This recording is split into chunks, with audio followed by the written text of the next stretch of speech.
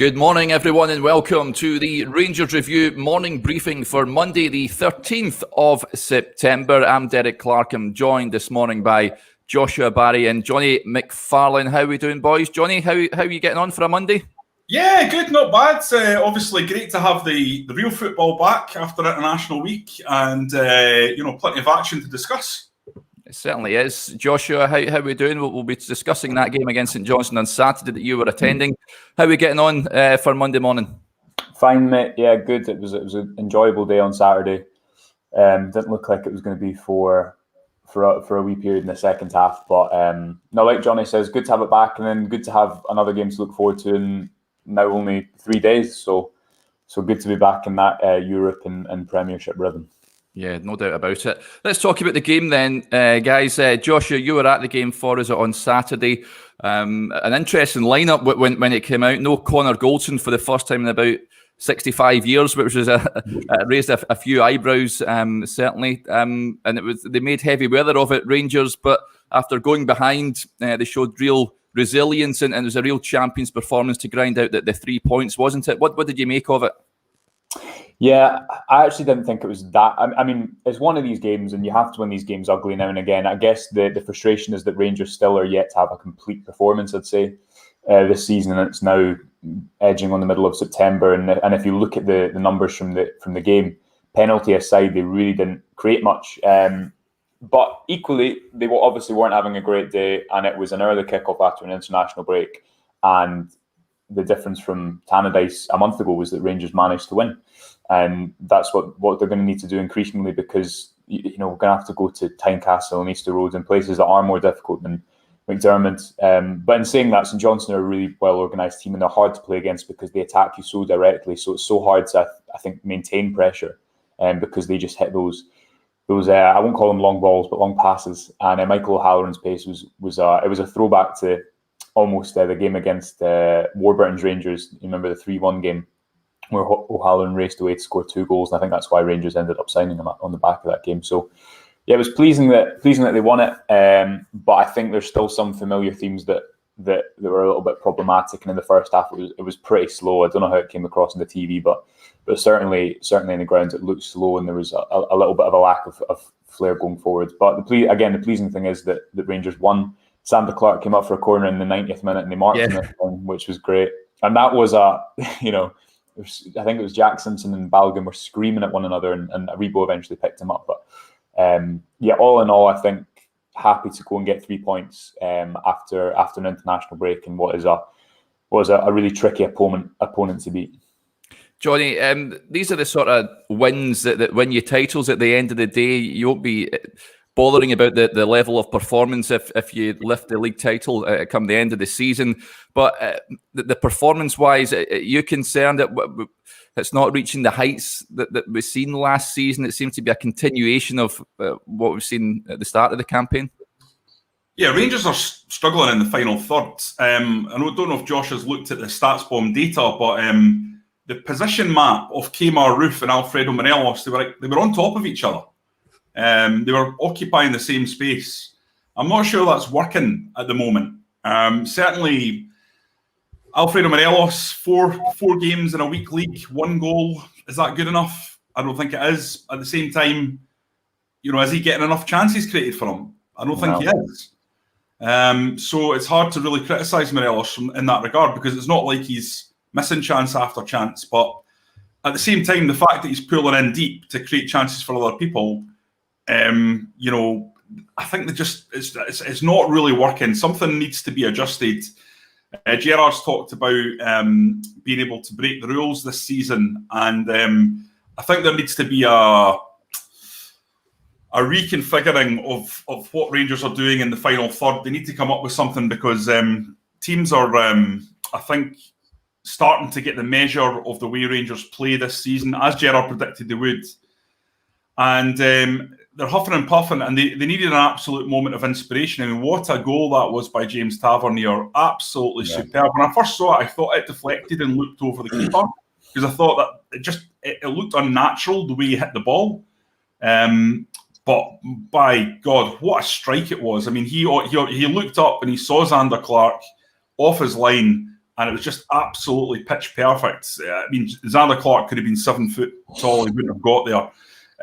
But, you know, we can say it's a mark of champions grinding these results out, or you can look at the expected goals and say, you know, 50% of the time Rangers don't win that game. And yes, St Johnstone are a tough team. Yes, they won both cups last year. But I think there are definitely things that need to be worked on. Yeah, absolutely. Good morning to Andrew, Douglas and James who are getting in touch. And Billy also, he poses a question. He says he commented on your post on Saturday, Josh. You're not a fan of this goalkeeper rotation of McGregor. He wants McGregor to start as he barks at the defence with Goalkeeper out on Saturday. That was an interesting one. I think we all had Alan McGregor in our predicted lineups based on the fact he's not played for the last couple of games. But John McLaughlin preferred. Is this something that we should expect to see, Joshua, do you reckon, where Alan McGregor can't play twice in a week and he maybe just be kept for the big games, the European games perhaps? Well, it's strange because it just doesn't really happen. You know, you look around the world at the best teams and the goalkeeper is such a big part of the defence. And if you look at John McLaughlin's yellow card, I don't think that's, you know, you can solely put that down to him not being in touch with the defence, and Goldson's out, and it is a little bit. And Goldson would normally be so effective at dealing with those long balls. But I think those things will increasingly happen, those little breakdown in communications and those small moments, because, you know, McCrory's been on the bench in Europe, and then you have McGregor started 1-2 games in the league, 2 games in Europe. And it's strange because then you feel like they're putting McGregor in for the bigger games, you know, in terms of in Europe. But then you're right, and Billy's right in saying it, if McGregor starts on Thursday, that'll be his first game in however long. Now, for McGregor, that's probably not an issue because of his experience. He's nearly 40 and maybe it is just a case of his body catching up with him finally. But I think for maybe the rest of the defence, it could be a little bit problematic, and because I just think there's a reason that goalkeepers aren't rotated that often, and I think probably the reason that Rangers defence has looked a little bit more suspect this season is because there's been so much rotation there, and that continued through no fault of their own on the weekend, and it will continue with it looking like Hollander picked up a nasty injury on the weekend. But if McGregor now can't play the games he has done last season, then I guess there's no option. The strange thing I would say is that McGregor was much better in the league than he was in Europe last season. I know everyone remembers the save against Slavia, but in general, he had a much better record in terms of looking at the goals he saved above average domestically in the league compared to Europe. So it'll be interesting to see what happens, but I don't see the rotation. I don't see how it can work long term because it doesn't. I can't think of another situation where there's 2 goalkeepers that rotate that frequently, apart from, you know, in the World Cup game. Yeah, good morning to Scott Hamilton who's got in touch this morning. Johnny, Joshua touched on the defence and Hollander there. Of course, not nice to see him being taken off at the weekend. And it was interesting, we touched on at the top of the programme, Connor Goldson self-isolating. So that resulted in a Balogun-Hollander partnership. It's not really a partnership that's been tried out before because it's always been Connor Goldson and one other. So slight concern around that sort of thing, and with Hollander's injury going forward, Jack Simpson not in the European squad, it leaves Steven Gerrard a little short, and he's got a headache or two and he's to contend with. Yeah, well, he's got 1 centre-half at the moment for the European game. You know, I understand that they're talking to UEFA about whether or not Connor Goldson will be available, depending on his number of days. But should he not make it, then it is just Balogun that's fit. So you would imagine Barrie would then play in central defence. Oh, yeah, there's a problem there potentially, but let's see how that pans out, because it could be they can get Goldson back in. In terms of against St Johnstone, they're always going to struggle against Michael O'Halloran, because Rangers, the way they play is they push the defence up against a team like that. There's always going to be space in behind, and O'Halloran is lightning quick, and he exposed Hollander's lack of pace and mobility in that moment, and that doesn't happen very often. But I think we saw that most memorably against Feyenoord a couple of seasons back. Can't remember the player, but it was a super quick left winger. Kind of tortured Hollander in the same way as O'Halloran did. I thought Halloran actually was a bit lucky, and Helander did actually do not bad to get sort of goal side of the winger, but his tackle just wasn't good enough, and then he fell over. It was kind of a strange bit of defending, unusual to see Helander fluffing his lines like that and sort of being taken to the cleaners. But I would say it'll be a worry that the defence wasn't smart enough to drop back when you can see the defender striding out of the back for St Johnstone. They've been playing that ball in between the right centre-back and the right-back all game, and one of them doesn't go, we need to drop back here because of the pace of O'Halloran. It was one of these simple things in football that defenders just have to deal with, and it's bread and butter is the cliche, and it's true, and it should have been dealt with, and it wasn't. So that's quite a few games now where Rangers haven't had a clean sheet. We've obviously had clean sheets against Celtic, clean sheet against Livingston. Apart from that, though, the defence has been letting in goals against Ross County, goals against St Johnstone now, obviously. So it's something that I think the team needs to work on. Yeah, absolutely.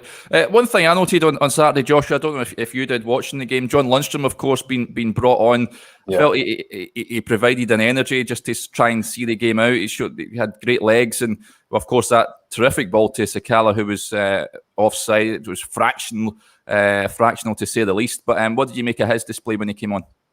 Yeah, I'd agree with you, and I think that's now 3 games, Celtic, Ross County and St Johnstone, where he's come on and he's shown, number one, he's a great option for kind of seeing games out because of his ability to carry the ball up the pitch. But you see his credentials when he's got space in front of him. He just isn't used to playing that role where he has to drop and dictate the tempo from the right back position and play forward and be the one that sets the tempo for the team. And I think when he has a little bit of grass in front of him, you see the power he possesses and his ability to carry the ball over distance. Because that ball the running the ball for Sakala was excellent, and I think Sakala had just strayed offside, but the shot was saved anyway. And against Ross County, he started to move for the 3rd goal. I thought against Celtic, he relieved pressure as well. And then maybe in Europe on Thursday or in the coming weeks, that's again when we'll start to see the credentials that he possesses. Because as we've said numerous times, although his start hasn't been as he'd have hoped, he was brought in for a reason. He's 27 and he didn't have a fantastic season in the Premier League by being a bad player. So that was good to see. And I think the management team as well, I'd say, have managed that situation well, because they've thrown him in. I mean, against Ross County, it was only a few days after his red card, and they brought him on when there was only a 1 goal difference in the game. It's a little bit of a tricky situation against Celtic as well, and yesterday they obviously trust him, but I think it's been right to not start him in that double pivot where Kamara and Davies would normally play, because that's not yet his game. But yeah, I'd agree with you. I thought he did really well, and he helped to see out the game when it could have got a little bit tetchy towards the end. Yeah, a big good day to James Strachan, who's got in touch, as ever, from Australia. He says, great goal by Tav. Stephen Gerrard spoke afterwards, just touched on Tavernier and Nathan Patterson. He says, I have to respect, we've got the best fullback in Scotland in Tavernier. In Scotland, we've got the best right-back in Nathan Patterson, but we've got the best fullback in Scotland. You touched on the goal, Johnny. It was an absolutely outstanding goal. Some of the goals that Tavernier scored at his time in Rangers are absolute. It's incredible to say the least. I think the best one I've ever seen was that volley against Peterhead in that the Petrofac Cup final at Hampden. Unbelievable. But it's interesting, Gerrard's comments there at the end of the game. He's sort of bigging up Nathan Patterson and James Tavernier at the same time. And we've talked before about how do we get Patterson in the team, but it's a tough one, isn't it, when James Tavernier's producing goals like that? Yeah, look, Gerrard's right. I mean, the best Scottish left back is Nathan Patterson, but the best right back, but the best right back in the country is James Tavernier. I don't think anyone has ever suggested Nathan Patterson should be in for James Tavernier. He seemed to sort of have a bee in his bonnet about that, which I thought was slightly odd, because I've not read that anywhere. I've not read anyone being disrespectful of James Tavernier and what he's achieved. Certainly, the three of us have never ever suggested Patterson should take his place. It's more about how you accommodate them in the same side. And the only thing I would say is I just wouldn't expect James Tavernier to continue to play 55 games a season, maybe 40 games a season, which would be better for him at his age. Yeah. So I get that's a difficult problem for Gerrard, and he's going to have to look at ways in which he can make it work, so that Patterson is getting plenty of game time. I know he says that, he's getting tested. He's up against Ryan Kent every day in training, and that, of course, that's true. But there's no substitute for games at that age. Training's one thing, but actually getting on the pitch and being in front of a crowd and dealing with the stress and the pressure that brings, especially at Rangers, it's going to be a massive part of his game going forward. Derek, on your point regarding Tavernier's goals, it's remarkable. And what a signing he's been. I think Mark Warburton paid £250,000 to bring him from Wigan. It's one of the best signings in the history of the club, I think. Yeah. The goal that I remember that comes to mind when you talk about James Tavernier is the free kick from practically the byline against Hibs, the 1-0 win in the Championship season, which was such an important game, and just an incredible moment of creative spark, because everyone was expecting a cross and he pings it into the top corner from there. But there's been so many moments. He's an inspiration. He's a top player. I think James Tavernier is a guy that could have played in most Rangers eras. Obviously, someone like Gary Stevens was an absolutely excellent player, England international, probably in the sort of top tier of right backs. But outside of that, I don't think Rangers have had too many that could compare with Tavernier. I think Tavernier, for example, compares favourably with Sergio Perini and someone like that. He's obviously much better than Perini going forward, not quite as good at the back. But overall, I would say, I would probably take Tavernier, especially in the modern era. Yeah. So I think he goes down as a Rangers legend. That goes without saying, given that he's the captain of 55. But just as a player, just purely based on what he's produced on the pitch, he's definitely right up there. And that was an important moment when Rangers needed inspiration. But as I said already, the most important thing for me is Rangers, I think, just need to get past this needing inspiration moment. They need to get more structured so that they're controlling games. I know it was St Johnstone. I know it's McDermott Park. I know they're a tough team. But you're not always going to get someone popping up with and be able to produce something like that. That's a low XG shot for a reason. And you would hope that Rangers can start to click a little bit more. But I've got concerns right now about Kent, Roofe and Morelos. I've always thought that was the front three. But I don't know if there's been an adaptation where they're trying to get the two of them almost as two number nines. Kent wasn't dropping into the centre like he did against Celtic, but I just feel like they're a little on top of each other and getting in each other's space, and it's not really working. I think it was more of almost a 4-2-2-2 in that second half. But I think the issue wasn't so much Kent and Morelos had a couple of nice reverses of possession, but it wasn't his best game. I thought Roofe was excellent in the terms of in that first half. There was no opportunity really, but he still, whenever the ball goes anywhere in the box, he manages to create some form of a chance. And I thought his movement was excellent. But I think the issue is, again, when the ball goes side to side too often and teams know that Rangers are going to cross it, Rangers just need to have more one-on-one battles. And that's when the Nathan Patterson and Tavernier could work together. Because if you look at that first half, if you watch that first half back, the number of times that Tavernier gets the ball in a position where he can cross, and again, if you look at the pass network, which we'll put out later today, there's always tends to be one more player on the left side of the pitch. So you've got Kamara, Kent, Barrie in this occasion, whereas it's only kind of a Rebo and a Rebo I thought didn't really in that first half come out right enough.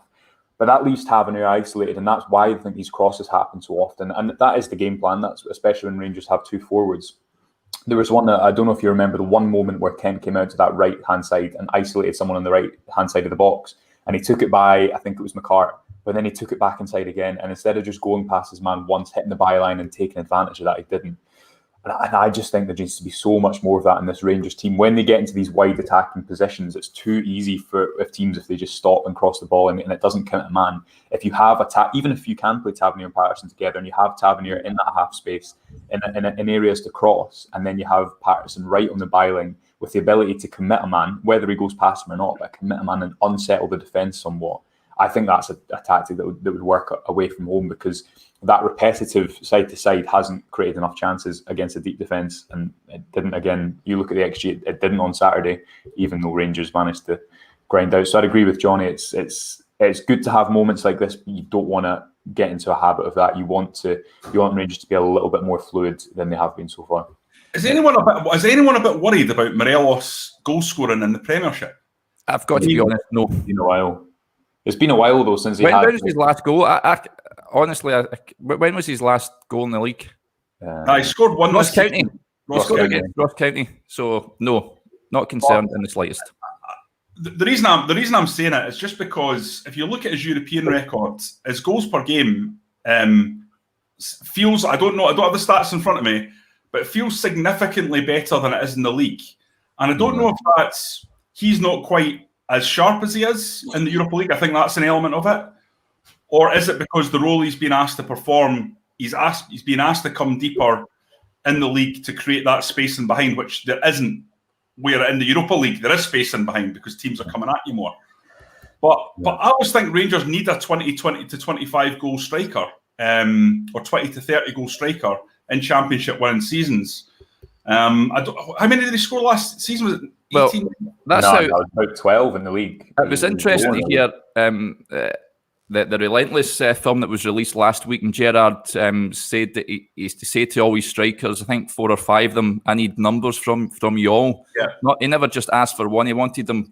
He needed numbers from them all, and I think that's if goals and assists come from different areas of the pitch, then you don't really need that 25 goal striker, do you? You're not wholly dependent on that, so maybe that's what.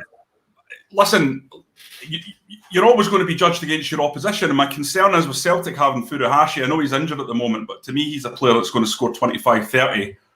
So Rangers need to make sure that they've got that level of threat in terms of the goal difference already, Johnny. I think Celtic have 13, Rangers on 6, so you don't want that to come back and haunt them. And that's it. I'm not trying to be, a doom-monger about it. I feel like in the final third, it's not really clicking at the moment. Fashion Sakala, it's still early days, going to take time, blah, blah, blah.